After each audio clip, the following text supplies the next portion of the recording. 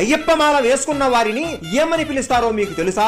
మొదటిసారి అయ్యప్ప మాల వేసుకున్న వారిని కన్యస్వామి అని అంటారు. రెండవసారి వేసుకుంటే కత్తిస్వామి, మూడవసారి వేసుకుంటే ఘంటస్వామి, నాలుగవసారి వేసుకుంటే గదాస్వామి అని అంటారు. ఇంతవరకు అందరికీ తెలుసు. కానీ ఈ తరువాత మాల వేసుకున్న వారిని ఏమంటారో చాలా మందికి తెలియకపోవచ్చు. చెప్తాను వినండి. 5వసారి మాల వేసుకుంటే విల్లుస్వామి, 6వసారి వేసుకుంటే జ్యోతిస్వామి, 7వసారి వేసుకుంటే సూర్యస్వామి, 8వసారి వేసుకుంటే చంద్రస్వామి, 9వసారి వేసుకుంటే వేలుస్వామి, 10వసారి వేసుకుంటే విష్ణు చక్ర స్వామి, 11వసారి వేసుకుంటే శంఖాధార స్వామి, 12వసారి వేసుకుంటే నాగభరణి స్వామి, 13వసారి వేసుకుంటే శ్రీహరి స్వామి, 14వసారి వేసుకుంటే పద్మస్వామి, 15వసారి వేసుకుంటే త్రిశూల స్వామి, 16వసారి వేసుకుంటే శ్రీ సబరి గతి స్వామి, 17వసారి వేసుకుంటే ఓంకార స్వామి, 18వసారి వేసుకుంటే నారికేల స్వామి. ఆ తర్వాత ఎన్నిసార్లు వేసుకున్నా గురుస్వామి అని పిలుస్తారు. మీరు మాల వేశారా? మిమ్మల్ని ఏమని పిలవాలో కామెంట్ చేయండి.